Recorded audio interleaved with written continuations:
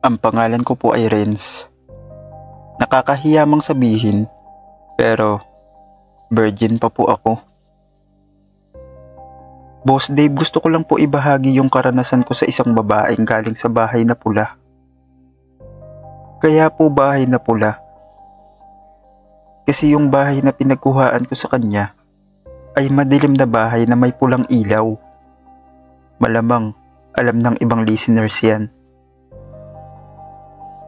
Sa totoo lang po, ako yung tipo ng lalaki na hindi magugustuhan ng babae.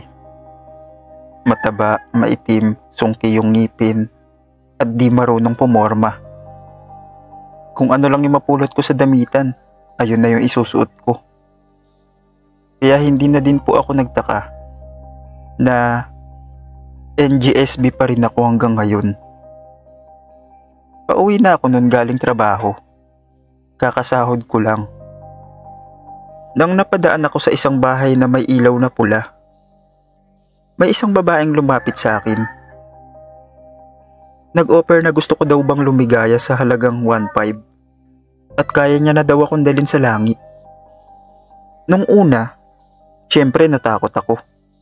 Kasi hindi naman ako sanay sa mga ganyang kalakaran. Tsaka anong alam ko sa bagay na yun? NGSB nga ako eh. Tapos binabaan niya yung offer. 1.2 na lang daw. Bigla akong napaisip. Sa bagay, pagkakataon ko na ito makatikim ng kwek-kwek. Sinabi ko sa kanya, wala pa akong experience at hindi pa ako nagkaka-girlfriend. Kasi sa cellphone lang ako nakakanood ng ganun. Alam niyo na yung sinasabi ko. Sabi niya, siya na daw ang bahala sa akin. Basta daw, bayaran ko siya ng 1.2. Pumayag na lang din ako, kahit kinakabahan at natatakot. Kasi first time eh. Nabanggit niya na may alam daw siyang motel na pwede naming pag-check-inan. Nang makarating na kami sa motel na yon, bigla niya akong pinagbayad ng room na kukunin namin. Yung hinahanap na namin yung room number, mas lumakas yung kabog ng dibdib ko. Halo-halo ba naman kasi yung nararamdaman ko? Takot na may halong excitement kasi malapit ko nang maranasan yung matagal ko nang hinahangad. Pagpasok namin sa room, umupo muna kaming dalawa at binuksan yung TV. Hindi ko alam yung gagawin ko kasi wala nga akong experience, kaya inaantay ko lang na ayain niya ako. Maya-maya, tumayo siya. Kinuha niya yung remote ng TV at nilipat sa channel na, syempre, alam mo na yon. Yung palabas na puro bakbakan. Nilaksan niya onti yung volume at rinig na rinig yung ungol ng babae sa TV. Kaya naman, tumayo na agad yung dapat tumayo sa loob ng pantalon ko. Habang nanonood kami, bigla siya nagsalita.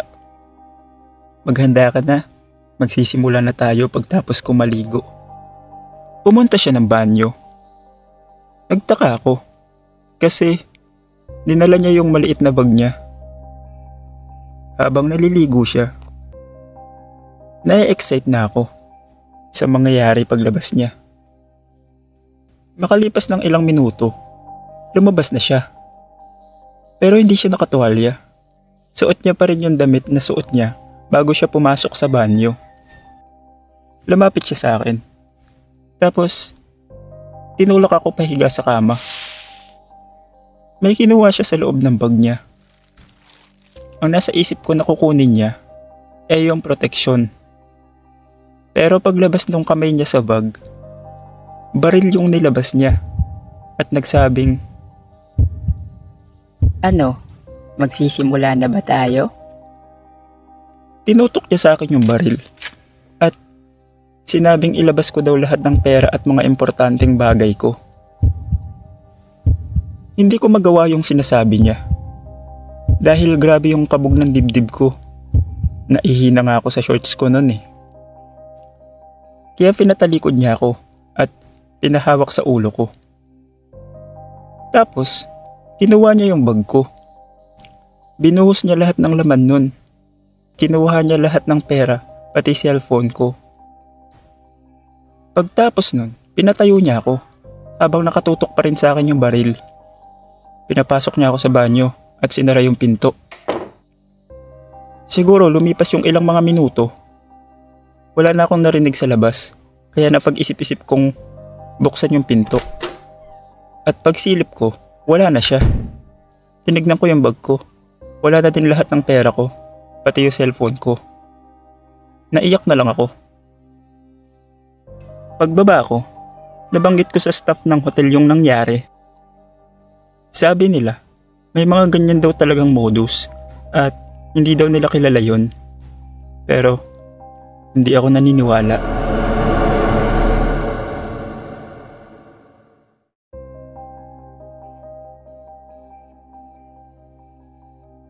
Hello Sir Dave, itago niyo na lang po ako sa pangalang Hazel. Isa akong babaeng bayaran. Taga Malate po ako. Sa totoo lang po, matagal ko ng trabaho to. Kaya sanay na ako sa gantong kalakaran. Tsaka ito na rin yung bumubuhay sa aming mga magkakapatid. Simula kasi nung iniwan kami ng mga magulang namin, wala na akong nagawa kundi magtrabaho. Kaya wala din akong choice kundi pasukin tong trabaho na to. Wala din kasi akong natapos at ito lang yung alam kong trabaho. Isang gabi nun sa bar, may customer na ako at naghahanap na kami ng motel kung saan kami pwede alam niya na. Nung may nakita na kaming motel, pinasok na agad namin yun para mapasukan niya na rin ako at makauwi na ako agad.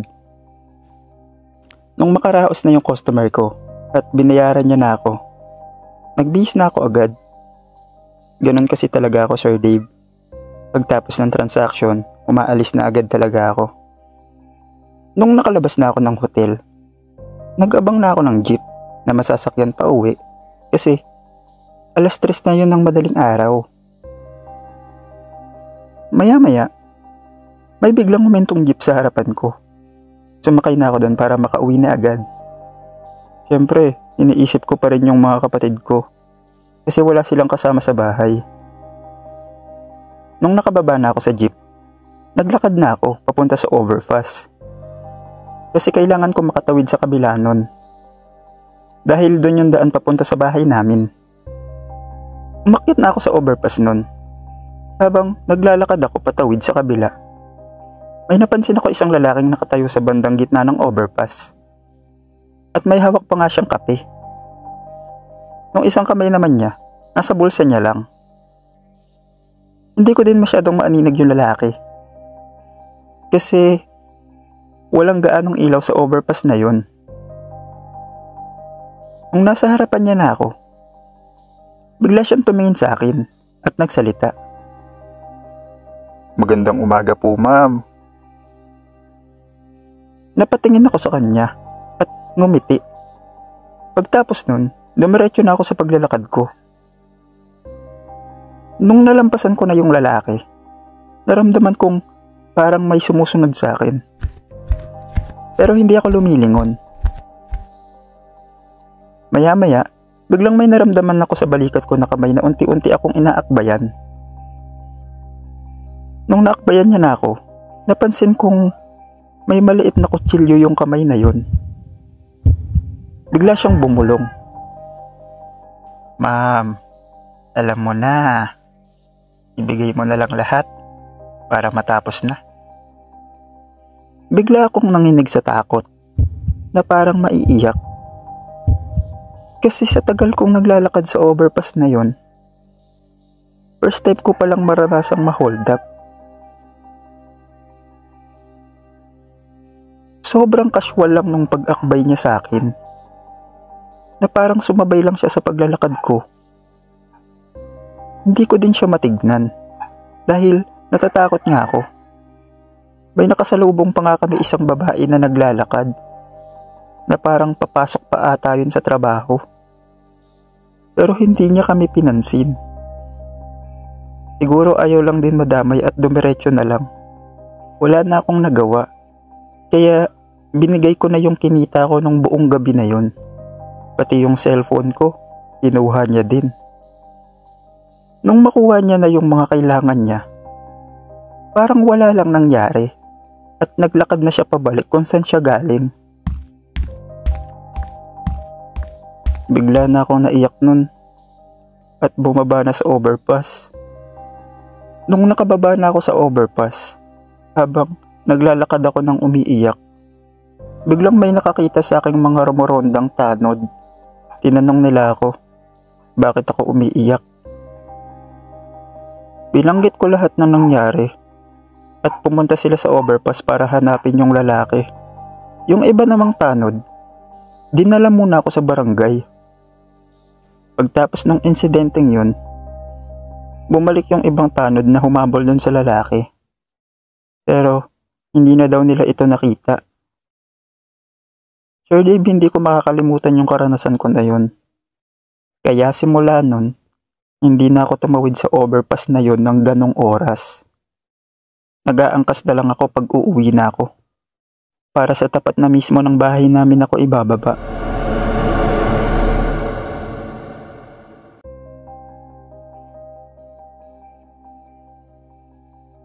Ako nga pala si Mariel.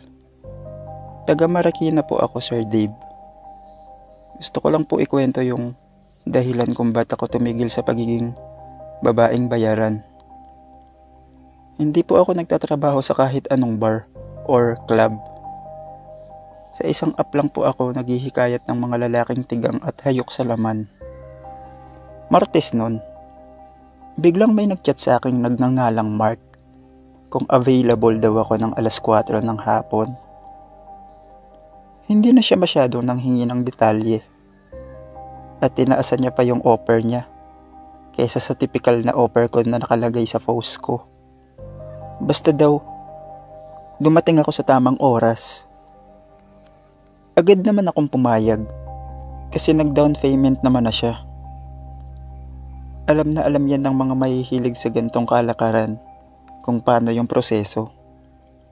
Pagtapos namin mag-usap, nag-antay na lang ako na mag-alas 4. Nung mag-aalas 3 na, bigla siyang nag-text at sinend niya yung address kung saan ko siya dapat puntahan.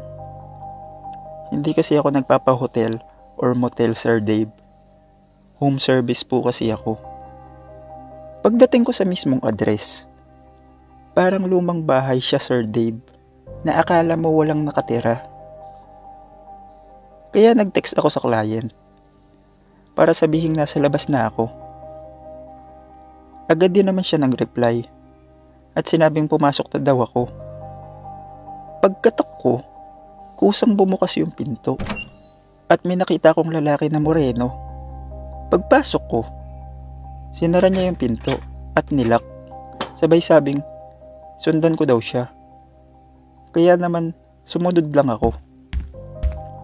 Pagdating namin sa kwarto sa second floor, bigla siya nagsalita. Hintayin mo lang ako dito. May kukunin lang ako saglit. Pero bago siya umalis, may inabot siyang pera at sinara yung pintuan. Nag-cellphone muna ako nun habang inaantay ko siya. Siguro 10 minuto na yung lumipas. Nang biglang may narinig akong mga naglalakad sa labas ng pinto. At biglang kumatok. Pagbukas ko ng pinto, laking gulat ko nang biglang may 4 na lalaki na nakangiti. At biglang pumasok sa kwarto. At syempre, alam nyo na yung mga sumunod na nangyari. Sir Dave, opo, 4 silang nagpakasasa sa katawan ko. Kaya siguro baliwala dun sa lalaki na magbayad ng malaki kasi ganun yung balak nila sa akin. Hindi ko na isasaad yung mga nangyari kasi masyadong maselan. Matapos yung kababuyang ginawa nila sa akin, sobrang hinang-hina ako, Sir Dave. Nang biglang may pinaamoy sila sa akin at bigla akong nawala ng malay. Gabi na ako nagising nun. Pero nandun pa rin ako sa kwartong yun. At nandun pa rin yung perang binigay ni Mark nung umaga. Sinubukan kong bumangon. Naramdaman kong ang sakit ng buong katawan ko. Pero pinilit ko pa rin makabangon para makaalis sa lugar na yon. Pagbaba ko, wala nang tao. Kaya agad na akong lumabas para makauwi. Hindi ko na rin pinareport yung nangyaring yon. Kasi iniisip ko kung anong idadahilan ko pag nagkataon. Kasalanan ko din naman ba't ako napunta sa ganong sitwasyon. Sir Dave, pagtapos ng pangyayaring yun, hindi ko na ulit sinubukan maging babaeng bayaran. Totoo ngang mabilis yung pera sa ganon, pero parang mapapabilis din yung buhay ko.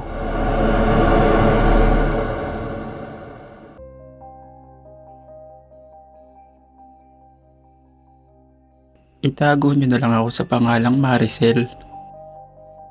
Gusto ko lang ikwento yung karanasan ko sa kasamahan ko sa beer house na yon. Itago na lang natin siya sa pangalang Barbie. Taong 2014. Sa totoo lang, matagal na kami ni Barbie magkatrabaho sa beer house na yon. Pero kami yung magkasama sa iisang beer house na hindi nagpapansinan. Siyempre may dahilan yan kung bakit. Hindi naman sa pagmamayabang, Sir Dave. Pero masasabi kong lamang ako sa kanya sa maraming aspeto. Sa muka, sa kutis, at higit sa lahat sa katawan. In short, mas maganda ako sa kanya. Sa totoo lang, madami na kaming pinagdaan ng pagtatalo niya ni Barbie. Hindi na siguro talaga mawawala sa kahit anong trabaho yung may makainitan ka. Siya kasi yung tipo ng tao na lahat napapansin. Isang gabi nun sa beer house, kararating ko pa lang nun. Sila Barbie at iba pa naming kasamahan ay nakapwesto na at nag-aantay na lang ng customer. Dahil nga kararating ko lang, nakipagkwentuhan muna ako sa isa naming katrabahong lalaki. Kaya umupo muna ako sa isang gilid. Biglang may dumating na isang matandang lalaki na mukhang mayaman. Lumapit ito kay Barbie at agad naman inasikaso ni Barbie yung customer na yon. Lumipas yung ilang mga minuto. Tumayo na ako para mag-intay na din ang magiging customer ko sa gabi na yon. Nung napadaan ako sa harap nila, napansin kong napatingin sa akin yung lalaki at nakita ni Barbie yun. Pero nalampasan ko lang sila kasi hindi ko naman customer yun. Nung nakaupo na ako sa isang table at may customer na rin na ini-entertain, napansin kong lingon ng lingon sa akin yung customer ni Barbie. Kursonada ata ako. Isang oras ang lumipas. Umalis na yung customer ko. Nang hinayang pa nga ako nun. Kasi akala ko ilalabas niya ako. Uminom lang pala yung loko at nananching lang. Sayang din yun. Dagdag kita din sana. Napansin ko din na hindi inaya si Barbie lumabas ng matanda. Kaya parehas kaming nga nung oras na yun. Nag-isip na din ako umuwi nun. Kasi madaling araw na din. Nung palabas na ako, nakita ko si Barbie sa labas. Nag-yoyosi. Siyempre nilampasan ko lang sila. Habang naglalakad ako, napansin ko yung isang kotse sa labas ng beer house. Biglang may lumabas na lalaki sa kotse. At biglang lumapit sa akin at nagtanong, "Wala ka na bang customer? Baka pwedeng ako naman." Napaisip pa ako nun nung una. Kasi medyo inaantok na ako nun. Pero nung nag-offer na yung lalaki ng ibabayad niya sa akin, sumama lang daw ako. Parang lumiwanag yung paningin ko sa pera. Pumayag na ako nun, Sir Dave. Nung papasok na ako sa kotse, napansin kong nakatingin sa akin si Barbie ng masama. Pero inirapan ko lang siya at pumasok na ako sa kotse. Siyempre alam niyo na kung saan ako dinala ng matanda na yon. Nung sumunod na araw sa beer house, wala naman masyado nangyari at wala din naglabas sa akin nung gabi na yon. Pauwi na ako nun. Habang naglalakad ako sa isang kalsada, napansin ko may babaeng nakatayo sa kanto. Mga bandang 4:00 na yun ng madaling araw. Medyo malapit na ako sa kanya. Namukaan ko agad kung sino. Si Barbie. Napansin ko nakatingin siya sa akin ng masama. Dahan-dahan siyang lumapit sa akin. At napansin kong may nilabas siyang kutsilyo sa bag na dala niya.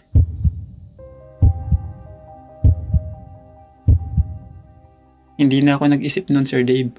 Tumakbo na ako agad. Pero hinabol niya ako.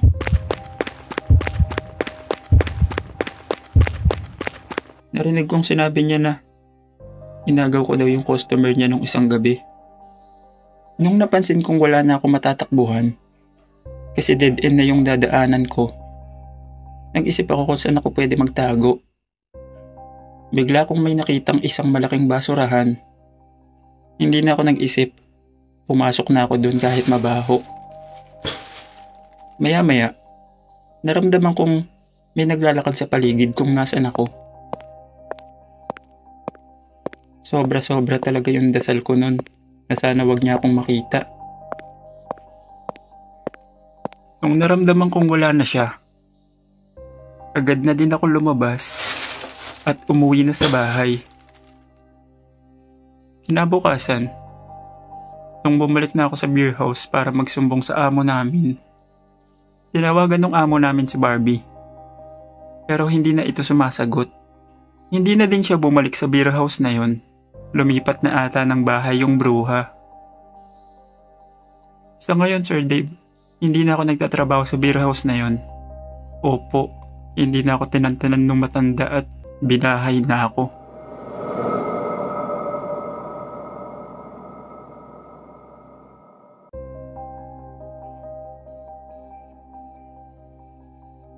Ako si Romel. Gusto ko lang ikwento yung karanasan ko sa isang babaeng bayaran. Sir Dave, mahilig talaga ako kumuha ng babae. Lalo na pag bagong sahod ako. Madalas ko nang gawin to kaya sanay na ako sa ganitong kalakaran. Isang gabi nun, pauwi na ako galing trabaho. Naisipan ko mag-withdraw kasi kakasahod ko lang.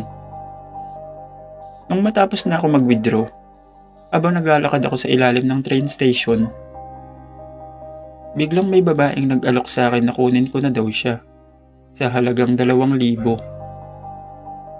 Siyempre dahil nga bagong sahod ako, alam na. Pero kinilatos ko muna yung babae kung hindi ba ako lugi sa alok niya. Maganda naman yung babae. Medyo bata pa at maganda din yung katawan. Pero dahil medyo malaki yung offer niyang 2,000, syempre tinawaran ko. Hindi na din siya nag-isip at pumayag na din. Matapos namin mag-usap, naghanap na kami ng mapapwestuhan. Nung makakita kami ng motel na medyo mura-mura, pumasok na agad kami doon. Nang makarating na kami sa kwartong kinuha namin, sinimulan na agad namin yung bakbakan. Nang matapos kami, nagpaalam na siyang maliligo lang daw siya saglit. Siyempre pinabayaan ko lang. Makalipas ang ilang minuto, hindi ko na malayang nakaidlip na pala ako. Siguro dahil sa pagod sa trabaho at sa ginawa namin. Nang magising ako, hinanap ko yung cellphone ko para tignan ko anong oras na. Pero nawawala yung cellphone ko. Pati yung ibang pera na winidraw ko. Pumunta ako sa CR para tignan kung nandun pa ba yung babae. Pero wala nang tao doon. Kaya naisipan kong bumaba sa lobby. Nakita kong madaling araw na. Napahaba pala yung tulog ko. Kaya tinanong ko yung nagbabantay sa lobby ng motel kung nakita ba nila yung kasama ko. Sumagot yung isang staff na kagabi pa daw umalis. Nagpaalam pa nga daw sa kanya. Kaya wala na ako nagawa. Matapos yun, hindi ko na nakita yung babae kung saan ko siya nakuha. Tsaka tumigil na din ako sa ganong gawain ko.